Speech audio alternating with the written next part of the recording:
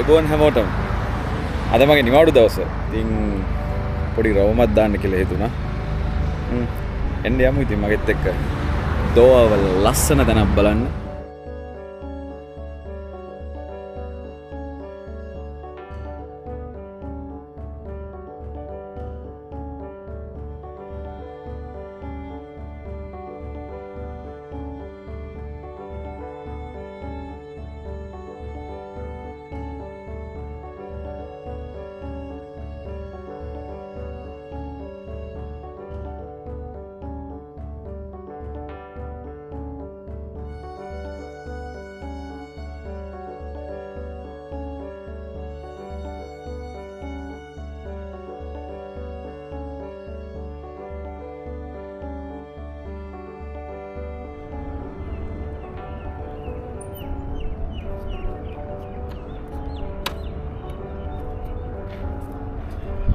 ඔයාලට පිටිපස්සෙන් පේනවා ඇති හෝටලයක්. මේ වගේ මෙන්න මේ බිල්ඩින් එක මෙන්න මෙතනින් පේනවා. බලන්න මේ බිල්ඩින් එක. මේක දැන් මං ඉන්න මේ දෝහා සිටි එකේ හැදිච්ච පළවෙනි හොටෙල් එක. මම ඔයාලට කන්ෆියුස් වෙන්නත් එක්ක ඕක හදලා දෙන්නේ නිකන් කොයි වගේ කාලයකද කියලා බලන්න මම ෆොටෝ එකක් 1970 වර්ෂයේ පිඹුරුපත් සකසන මෙම හෝටල් සංකීර්ණය දෝහ නගරයේ දිවන පළමු හෝටල් සංකීර්ණය. ඇමරිකානු ඉංජිනේරුවෙකු වන විලියම් එල් පෙරේරා විසින් පිඹුරුපත් සකසා නිර්මාණය කරන ලද මෙම හෝටල් සංකීර්ණය 1982 වර්ෂයේ පෙබරවාරි 22 වෙනිදා සියලු සංචාරකයන් හට විවෘත වනවා.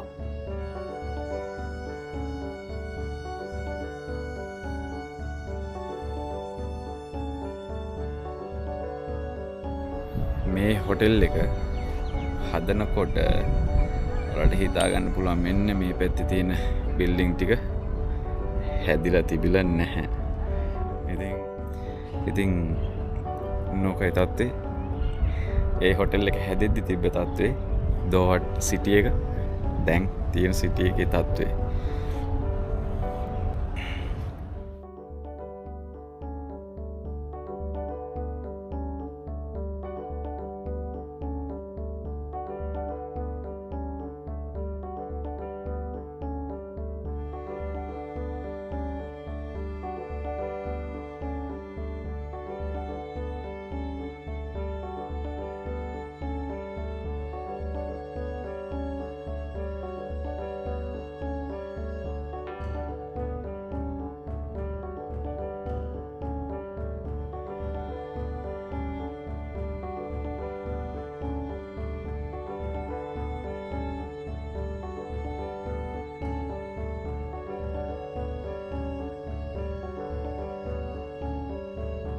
සිටියකට ආපුවම මේ හරියට අපි කියනවා කෝනිෂ් කියලා. මේ පැත්තේ මම අර කලින් පෙන්නපු මේ හොටෙල් එකත් ඔයාලට පේනවා ඇති. ඔන්න ඔතන පිටිපස්සේ අරාබිකරේ මේ ගල්ෆ් කලාපයේ තියෙන තවත් ආර්ථික මර්මස්ථානයක්. ඒ වගේම දෝහා සිටි එකත් එක්කම මේ පැත්තේ තියෙන දේ ඔයාලට මම පොඩ්ඩක් පෙන්නන්නම් බලන්න ඕම. ඇත්තටම දැන් මම මේ ගමන එද්දී මගේ අයිඩියා එක තිබ්බේ පොඩි වැඩක් කරන්න. ඒකට ඉතින් ටක් ගාලා යන්න ඕනේ. ඉතින් ටක් ගාලා යන්න ඕනේ. මොකද ඒ වැඩේට ලොකු කාල සීමාවක් නැහැ. මොකද මට ඕන උනේ සන්සෙට් එක කොහොමද දෝහා සිටි එකට පේන්නේ කියලා බලන්න. මම ඔයාලට අරගෙන එන්නම් දෝහා සිටි එකට සන්සෙට් එක. ඉර බැහැගෙන යන්නේ. මනට සන්සෙට් එක කැප්චර් කරගන්න ඕනේ. ටක් ගාලා යමු සන්සෙට් එක කැප්චර් කරගන්න තැනට. ඒ වගේම කළුවර වුණාම මේ දෝහා සිටි එක. ඒක ඇත්තට මේ දෝහා සිටි එක පේන විදිය සිග්නේචර් එකක්. ඇත්තටම දන්නේ නැහැ කොයි හරියින්ද ඉර බැහැගෙන යන්නේ කියලා.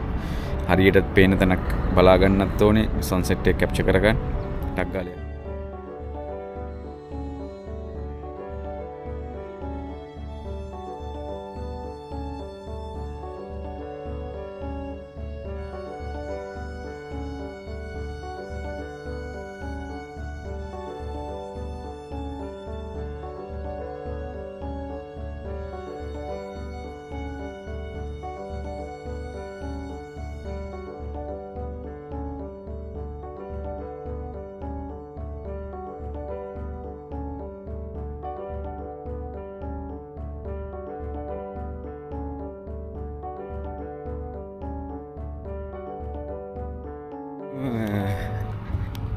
සන්සෙට් එකේ පින්තූර සන්සෙට් එකේ වීඩියෝ එකක් ගත්තා. මේ ටයිම් ස්ලැප් එකක් ගත්තා සන්සෙට් එකේ වුණාට එච්චරම කැප්චර් කරගන්න බැරි වුණා.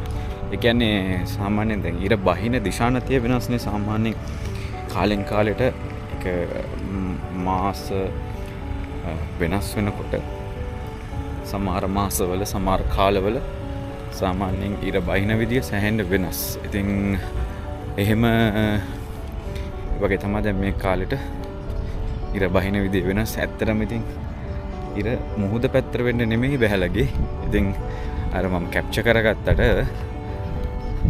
ටයිම් ස්ලැප් එකක් දීලා කැප්චර් කරගන්න.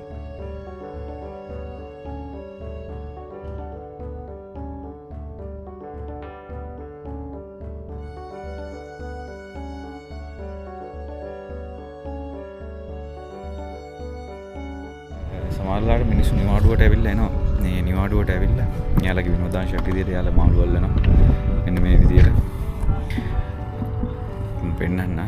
යාලා මාළු වල්ල ඉවරත් නැහැ. සමහර මිනිස්සු මාළු වල්ලනවා මෙන්න මේ විදියට.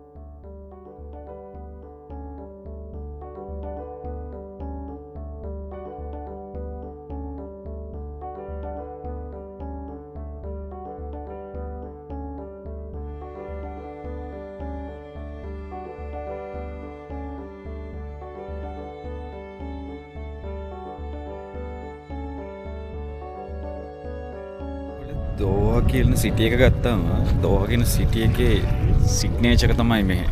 ඔයාලා ගොඩක් පින්තූර වල එහෙම දැකලා ඇති. දෝවා සිටිය එකේ සිග්නේචර් එක. මෙන්න මේ වගේ පිටිපස්සෙන් පේන්න තියෙනවා.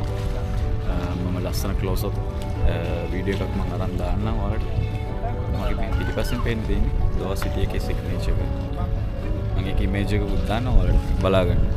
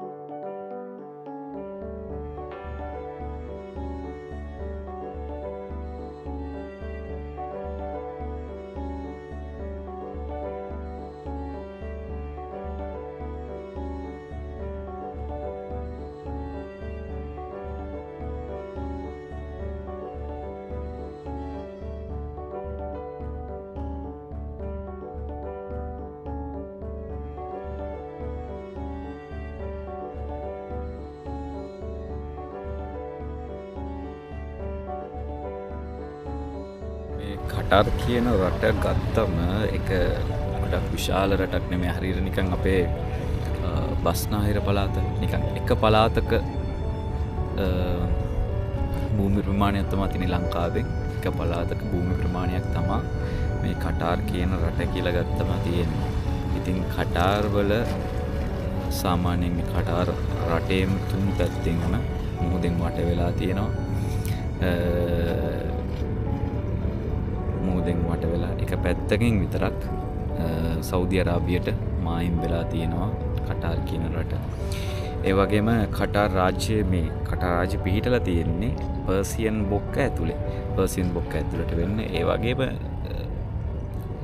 මේ ඔයගොල්ලන්ගේ ලොකු ශිෂ්ටාචාරයක් නැහැ කතාර් රාජ්‍ය තුල. කියන්නේ අපි ගත්තොත් ශ්‍රී ලංකාව තරම් ඈතට යන ශිෂ්ටාචාරයක්වත් ඒ වගේ දෙයක් නැහැ. ඒ වුණාට මේගොල්ලන් සාමාන්‍යයෙන් සියවස් 3-4ක වගේ ඉතිහාසයක් තමයි කටාර් රාජ්‍යයට තියෙන්නේ. ඒ වුණාට ඉතින් මෙයාලා දියුණු වෙච්ච රාජ්‍යයක්. දැනට ඒ කියන්නේ දියුණු වෙමින් පවතින රාජ්‍යයක් නෙමෙයි. දියුණු වෙච්ච රාජ්‍යයක්. ඒ දියුණුව කොහොමද කියලා කියන්න ඔයාලා දිගටම මගෙත් එක්ක එකතු වෙලා ඉන්න. මං ගොඩක් තැන්වලට එක්කන් යන්න. මෙයාලගේ ඩිවලොප්මන්ට් කොහොමද වෙලා තියෙන්නේ. ඒ වගේ දේවල් අපිට බලන්න පුළුවන් වෙයි. ඉතින් එකතු වෙලා ඉන්න. මගේ වීඩියෝ එක ඉවර කරන්න ටයිම් එක ඇවිල්ලා තියෙන්නේ. ඉතින් ගිහින් එන්නම් හැමෝටම ජය වේවා. පරිස්සමෙන් ඉන්න.